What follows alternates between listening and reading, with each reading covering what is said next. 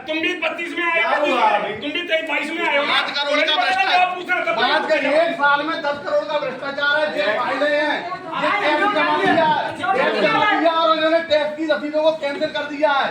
5 करोड़ का भ्रष्टाचार है। हितग्राही ने टैक्स जमा किया, उसने पैसे जमा करा दिए और हितग्राही की रसीद जमा कैंसिल कर दी और टैक्स की रिकॉर्ड है।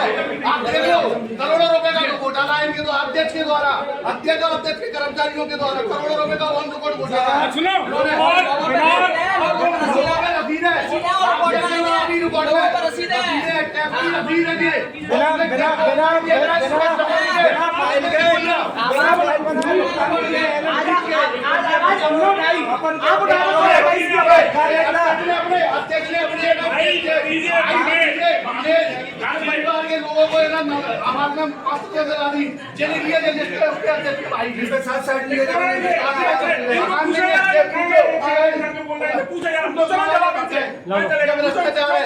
ये कुची है। हमने आवाज उठाई, अगर 2022 से भ्रष्टाचार का ये लोग उठाते आवाज, हमने उठाई ना आवाज, तो ये उठाते हैं भ्रष्टाचार का 2022 से। भाभी सबको आवाज दीजिए। ये देखिए, वानको कंपनी का काम है, इसमें एलएम ब्लीच खरीदने का अपन को अधिकार नहीं है, लेकिन एलएम ब्लीच की खरीदी करके 1-1 लाख के करीब भुगतान किए गए हैं। कहाँ गए वो पैसा? जब अपन को अधिकारी नहीं है, वानको कंपनी के हैंडओवर है, वो मैडम जा रही है, मैडम मारने जाए, इसमें कोई फाइल नहीं है। 5 करोड़ भुगतान किए हुए हैं, मात्र 5 करोड़ में भुगतान किए हुए हैं, भ्रष्टाचार किया गया है।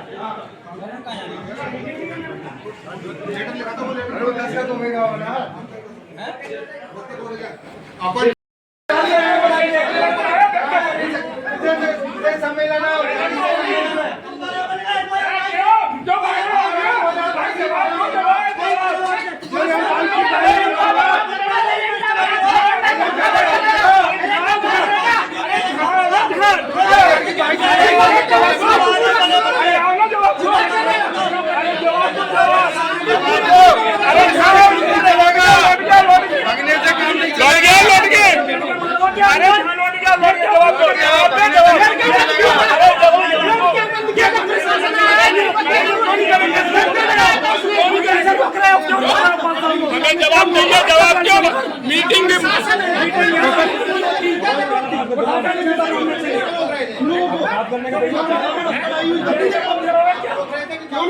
क्यों क्यों क्यों मीटिंग बुलाई है? मीटिंग का जवाब दीजिए।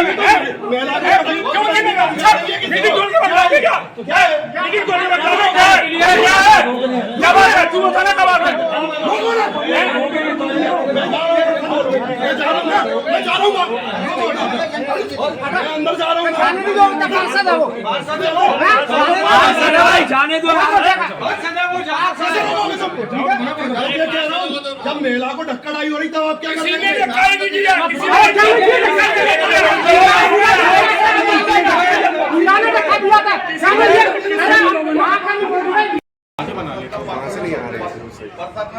द्वारा विजय सम्मेलन की मांग करी गई थी, जिसमें आज मीटिंग रखी गई है। जोर से बोलना जरा। मुद्दा था इसमें आज भ्रष्टाचार का मुद्दा।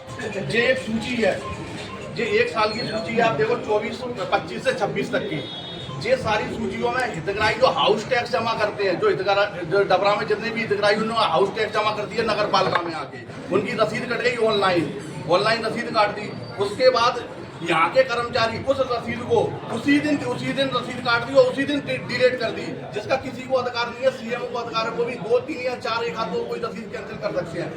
नोट सीट पे प्रॉपर नोट सीट चलेगी, प्रॉपर फाइल चलेगी, उसके बाद उसका जांच होगी क्यों कैंसिल करी जा रही है, वो करे। ये पूरी 1 से लेकर 400 फाइल है, 100 साल की, 1 साल के अंदर की 400 फाइल है। ये 5 से 6 कितने का टैक्स? 5 से 6 करोड़ रुपए का घोटाला है ये। ऐसे कितने लोग हैं भाई साहब? ऐसे हमने ये लिखी है, इसमें 352 लोग हैं इसमें। तो क्या सबके टैक्स जमा हो गए हैं? सारे टैक्स जमा होंगे। जी है इसमें 350 जी है और ये फिर गायब हो गया। 350 कर दीजिए, 358 रिसीव है जी 1 साल तक की ऑन रिकॉर्ड डाटा। लगभग कितना अमाउंट होगा? 5-7 करोड़ के करीब 5 से 6 करोड़ के करीब लगभग अमाउंट है। लेकिन ये 1 साल का है। पिछले 2022 से लेके आज तक अध्यक्ष की मिली भगत से, अध्यक्ष पुत्र अध्यक्ष की मिली भगत से ये भ्रष्टाचार लगातार होता जा रहा है। इसकी हमने आज आवाज उठाई है, इसलिए जो मीटिंग में से भाग गए हैं और विशेष सम्मेलन भी हमने इसीलिए बुलाया था।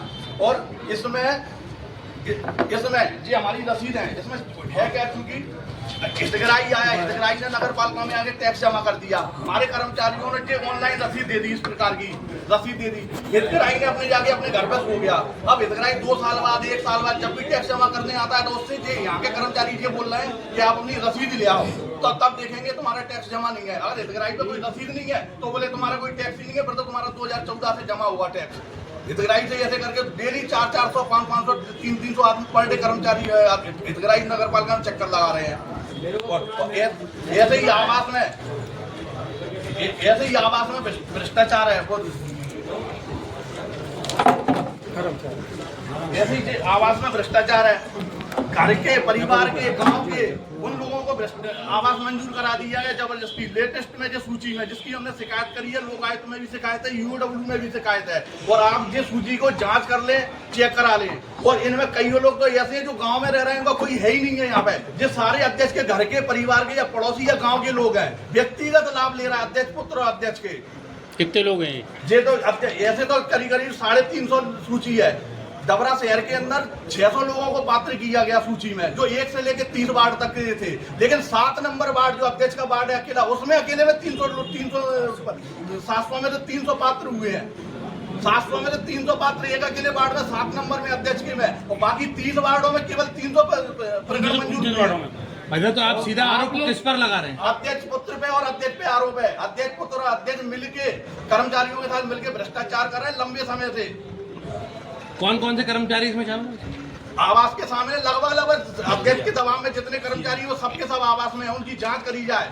अगर हम गलत कह रहे हैं तो उसकी जांच करी जाए, हमारे खिलाफ भी FIR करी जाए। अगर हम गलत आपको दे रहे हैं, हम तो कह रहे हैं हमारे खिलाफ भी कार्रवाई करी जाए। अगर हमने गलत दस्तावेज दी है, ये सूची है, ये सूची क्या पूर्व CMO और वर्तमान CMO की जानकारी में है? पूर्व CMO की में सारी जानकारी है। प्रेजेंट में शहर में वसूली का कार्य है, शहर की वसूली का शासन का आदेश है। शासन ने आदेश दिया है कि जो पर डे वसूली 5 रुपए हितग्राहियों से वसूली की जाती है, 5 रुपए, उसकी सूची शासन ने आदेश दिया था कि इनको यहाँ पे 3 महीने या 6 महीने या साल भर का किया जाए, उनका पंजीयन कराया जाए और साल में टैक्स जमा कराया जाए। रोज कोई टैक्स जमा नहीं करना। उसके लिए परिषद में विशेष सम्मेलन के लिए परिषद ने स्पेशल एक प्रकरण के लिए सम्मेलन बुलाया था 2022 में, जो डेट चली हुई है 3/2/2023 को विशेष सम्मेलन बुलाया। उसमें परिषद ने सर्वसहमति से 330 पार्षदों ने मंजूर किया था कि 6 महीने या साल भर किया जाए। आज तक लागू नहीं किया गया। क्यों नहीं किया गया? एक हितग्राही डबरा में अभी है ना 2017 में 10,000 से 12,000 वसूली जमा हो रही थी पर डे की, आज 1,500 से 2,000 और 2,500 तक जमा हो रही है। और साल भर में 30 लाख रुपए का घोटाला है। ये जांच करी जाए तो 30 लाख रुपए का घोटाला आया 1 साल का। आज विशेष सम्मेलन आहूत किया गया था, बैठक में हंगामा हुआ, अध्यक्ष उठ के चले गए, क्या कहेंगे? विशेष सम्मेलन ये भ्रष्टाचार के लिए हुआ था, लेकिन उनको मालूम है कि भ्रष्टाचार के लिए हमको जवाब दे नहीं पाएंगे, हम फंसेंगे। जांच होगी, कमेटी बनेगी, क्योंकि विशेष सम्मेलन का अधिकार उनको था नहीं। हमने बुलाया था, इसमें हमारे अधिकार थे सारे, तो उन्होंने मीटिंग कैंसिल कर भाग गई। मीटिंग से मीटिंग करेंगे नहीं। आखिर ऐसा कब तक चलेगा भाई साहब की जनता के कामों से भागा जाएगा? और आखिर आप लोग जो मीटिंगों में 2-2, 5-5 मिनट की मीटिंग करके उसी की लड़ाई लड़ रहे हैं। उल्टी हमको धमकियां दी जा रही है। कर्मचारियों से हम कोई भी बात कहते हैं, यहाँ छोटे छोटे कर्मचारी तो उनको हमको एक ही बात की धमकी देते हैं, कहना कि बोले आप हमसे बदतमीजी करोगे तो हम आपकी FIR करा देंगे। हम अधिकारियों से कोई बात ही नहीं कर पा रहे। सदन में बात करने के लिए हमने मीटिंग बुलाई तो मीटिंग से भाग जाना है। हमें मौका ही नहीं मिल रहा कभी बात करने का, ना उजागर करने का। तो 2 साल में हमने नगर पालिका कैसे चलेगी ऐसे? पिछली नई परिषद से गठन हुआ जब से लेके अभी तक हमने 5 से 7 हजार नामांकन मंजूर कर दिए हैं। अध्यक्ष ने मीटिंग में हम पास कर देते हैं, लेकिन अध्यक्ष की फाइलें डली हैं, अध्यक्ष साइन नहीं कर रहा है। कोई प्रकरण पर साइन करता है, उनके कोई बेटी प्रेमी होते हैं, मिलने वाले होते हैं, उनके साइन कर देते हैं, वो मंजूर हो जाती हैं। फाइलें 2-2, 3-3 महीने, 4-4 महीने रखी हुई हैं।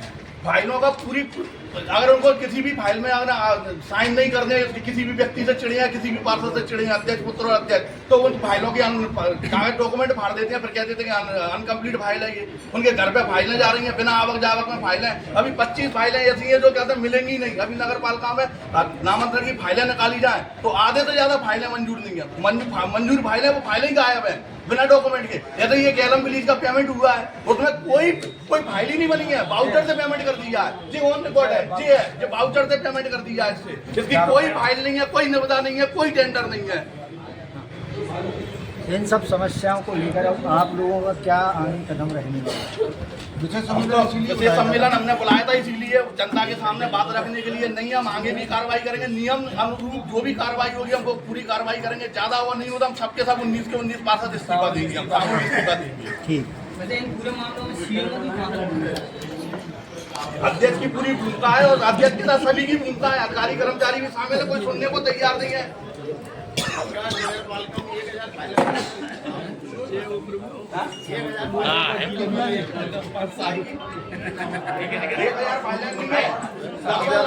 पास कर चुके हैं, मुश्किल से 30 या 50 या 100 नामांतरण बांटे। पिछली बार की मीट में अपने से अनुमति भी दी गई थी।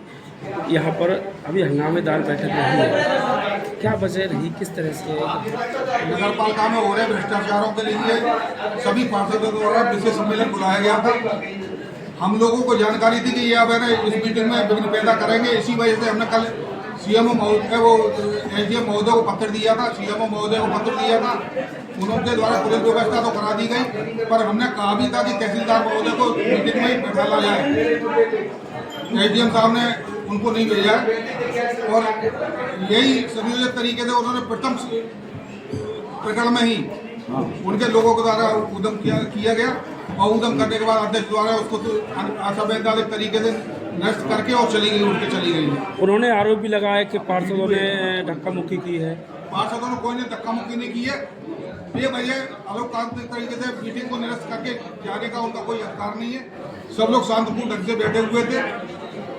ये उनकी गलती है कि उन्होंने बेवजह मीटिंग को बीच में निरस्त कैसे की। अब क्या कदम है आपका? अब हमारा एक कदम है, हम सब लोग यहाँ पर धरना प्रदर्शन देंगे जब तक कलेक्टर महोदय नहीं आते, तब तक हमें यहाँ मीटिंग के जब तक मीटिंग संपन्न नहीं होगी तब तक कोई भी यहाँ पार्षद नहीं आएगा। यहाँ पे जो मीटिंग हुई थी षड्यंत्र तरीके से उसको वो तो हमको कल ही मालूम था, ये षड्यंत्र कल से हमारी संज्ञान में आया था।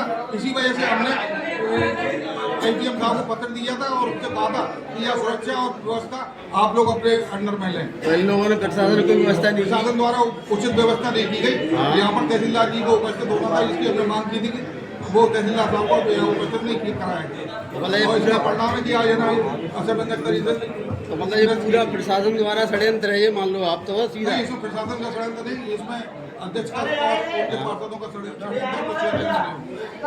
मतलब ये तभी ये कुर्सियाँ खाली डली हुई है, मीटिंग भंग हो गई है आप लोगों की? नहीं, अभी कोई मीटिंग नहीं हुई है। उनके द्वारा असंवैधानिक तरीके से चले गए हैं। आगामी कार्रवाई के लिए हम लोग सब बैठे हैं।